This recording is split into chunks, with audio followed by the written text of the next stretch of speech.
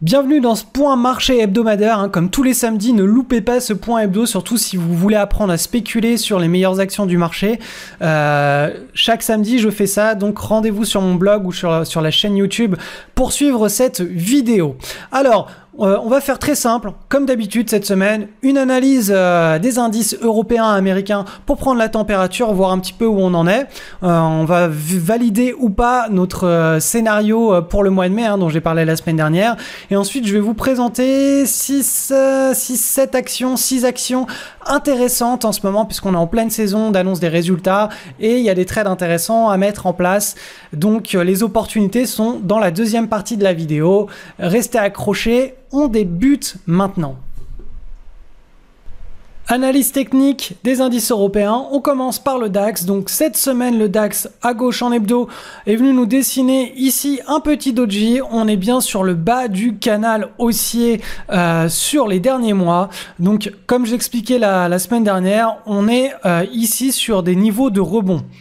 Donc là, a priori, on vient de dessiner un joli pivot ici. Donc si on casse à la hausse pendant la semaine ou la semaine d'après, on aura un signal de rebond. On va certainement aller chercher la zone de résistance qui est ici et donc le haut du canal.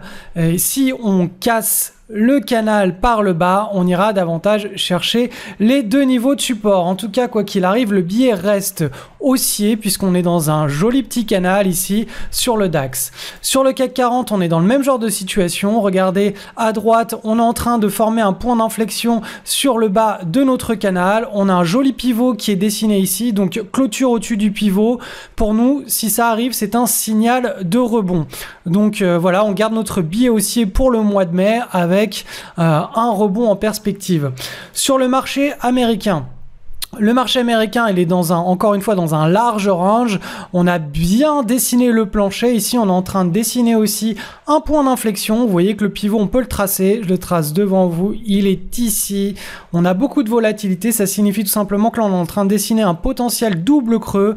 Si on vient casser le pivot, le double creux sera validé et on ira chercher le haut du range. Donc là, toujours dans un scénario de rebond sur le marché américain avec le Nasdaq. Sur le SP500, il y a moins de volatilité que sur le Nasdaq. Voilà, on est dans un range ici à droite, en journalier. On est en train de venir chercher la zone de support du bas du range. Voilà, cette zone-là. Et voilà, en gros, sur les indices européens et américains, on garde notre billet haussier pour le mois de mai, tant que tous les supports tiennent en fait. Concernant l'euro-dollar, comme je vous l'ai expliqué la semaine dernière, on est arrivé sur une zone de résistance très importante. Ici, on est venu chercher pendant la semaine, on est revenu clôturer en dessous. Et là, on a une structure de retournement donc sur cette zone de résistance à long terme. Donc, je le répète, mais quand on est en train d'évoluer dans un range, on achète les supports et on vend les résistances. Et là, pour le moment, on est sur une résistance et c'est en train de se retourner. Donc, même si on a un flux acheteur là depuis 2016, c'est un flux acheteur au sein d'un range.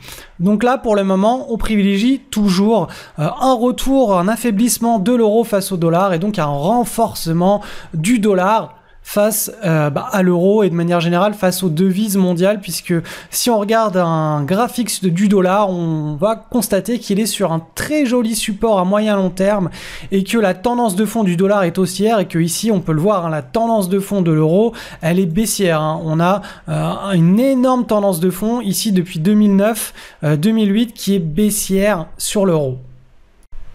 Donc, cette semaine, j'ai 6 actions à vous présenter. On est toujours en pleine période des résultats. On est dans une saison là d'annonce des résultats. Et donc, sur les 6 titres, il y en a 5 qui sont quand même cotés sur le marché européen. Le marché européen est un petit peu plus vif et plus sympathique à trader que les US actuellement. Donc, alors, premier titre, c'est LGT, Lingotes ESP, qui est coté sur le marché espagnol. Celui-ci nous mettait en avant une belle petite pattern. Là, en journalier, on avait le momentum ici au préalable, une belle hausse au préalable, une magnifique petite consolidation. Là, le 5 mai, on avait le breakout avec des volumes en augmentation. Le 6 mai, on avait toujours le breakout qui était là validé avec des volumes en forte augmentation. On le voit ici.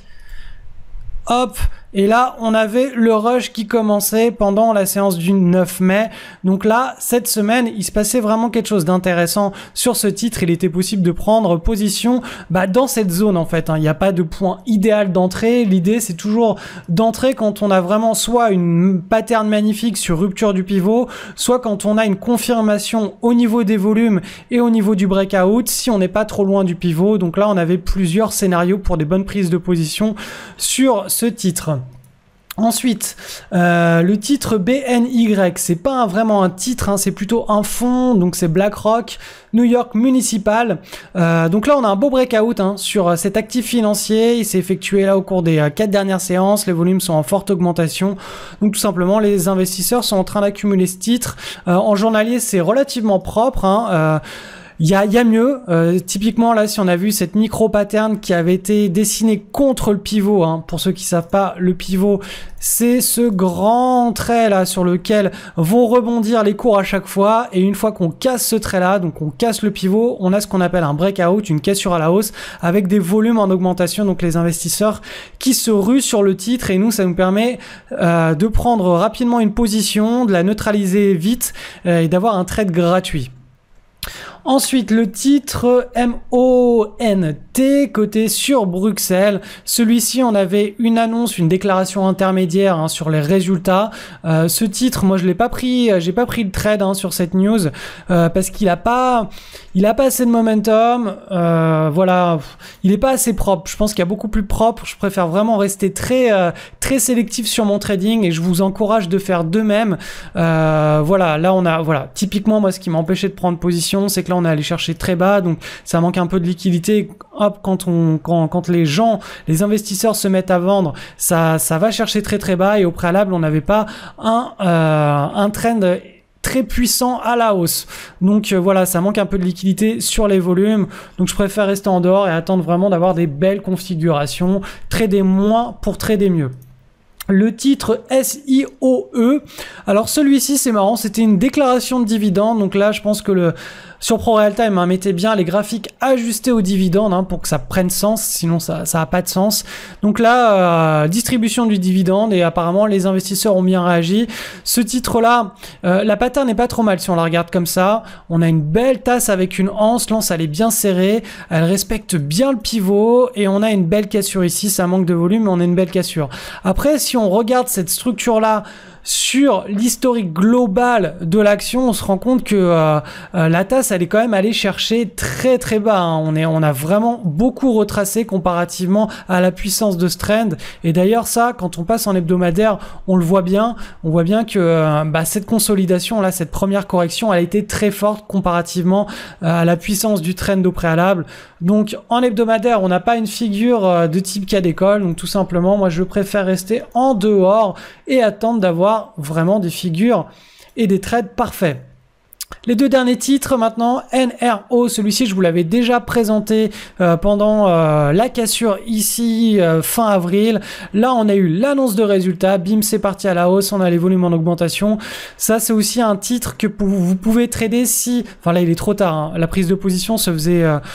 Voilà, là en gros c'était un timer, bim, et encore le timer il était un petit peu haut si vous utilisiez un ordre à plage de déclenchement pour être exécuté. Donc par exemple là, hop, on avait l'annonce, vous attendiez, vous placiez votre ordre à plage de déclenchement entre deux bornes ici, voire un petit peu plus haut ici, et si la news faisait partir à la hausse les cours, on avait une exécution de notre ordre. Alors là, la news a fait partir à la hausse les cours, mais on a gapé. Donc là, l'ordre à plage de déclenchement, typiquement, elle n'était pas exécutée.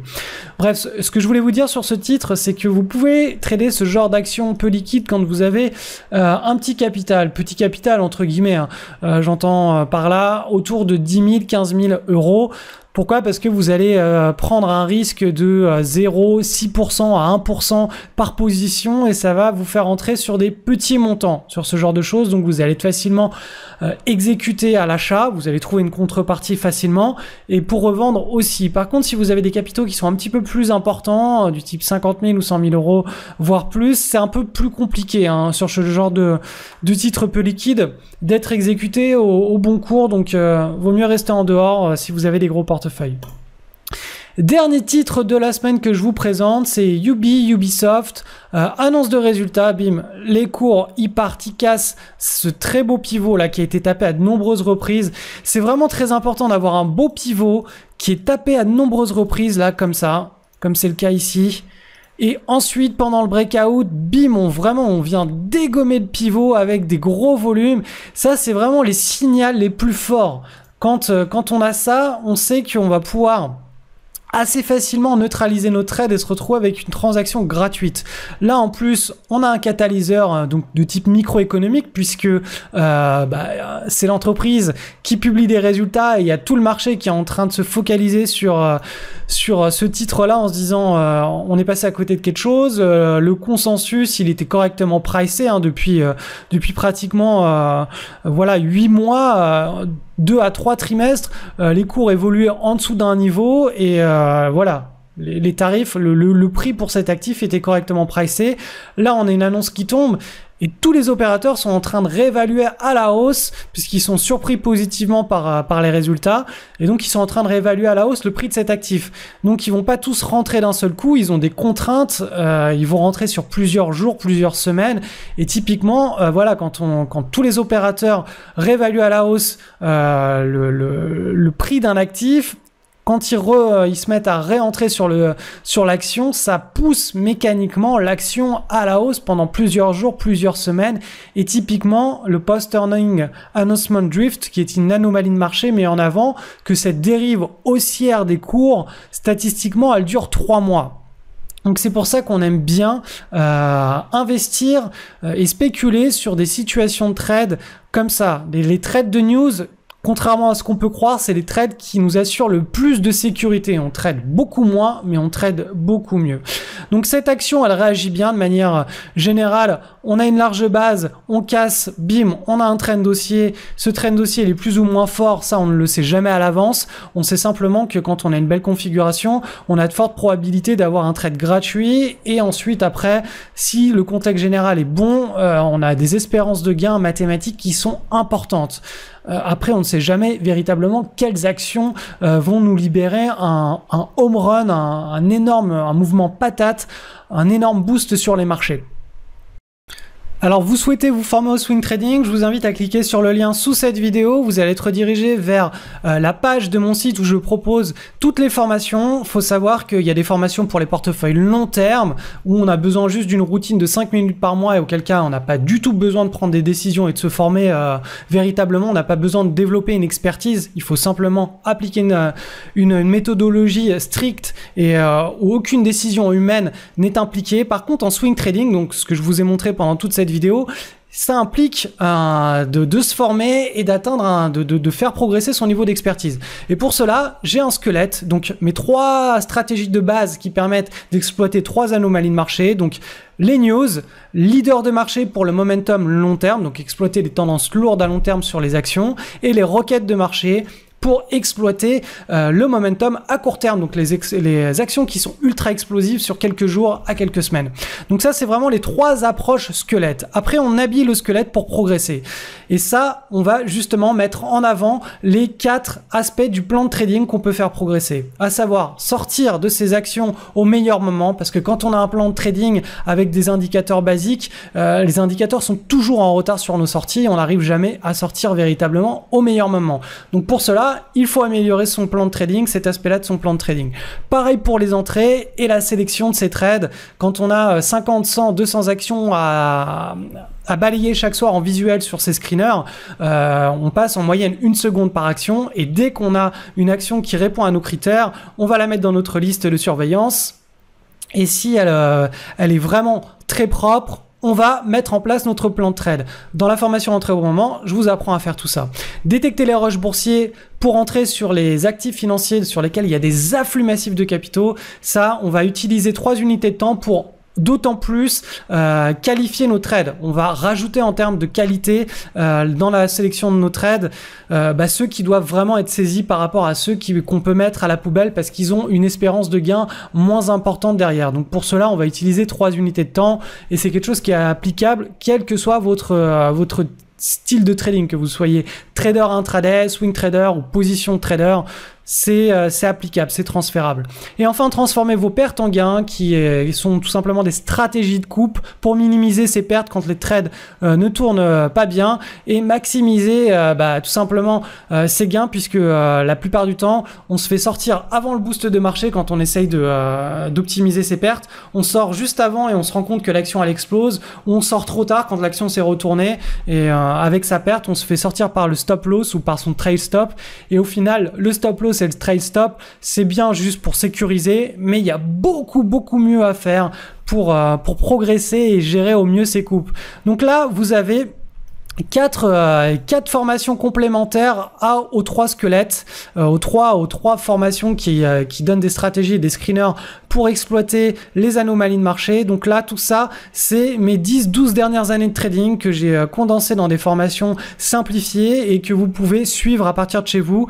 Si vous voulez, je peux vous faire un pack avec ces formations. Si vous en manque 1, 2, 3 ou si vous les voulez toutes dans un pack, n'hésitez pas à m'envoyer un email. Je peux vous faire ça dans un pack. Il y a déjà des packs qui sont préétablis, qui sont accessibles depuis le bas de la page. Vous cliquez voir les packs, vous allez être redirigé vers une page avec déjà des packs qui sont préconçus. Mais je le répète, si vous voulez un pack spécial sur mesure pour vous, il n'y a aucun souci, envoyez-moi un email sur edevenirtrader@gmail.com et je vous fais ça par email.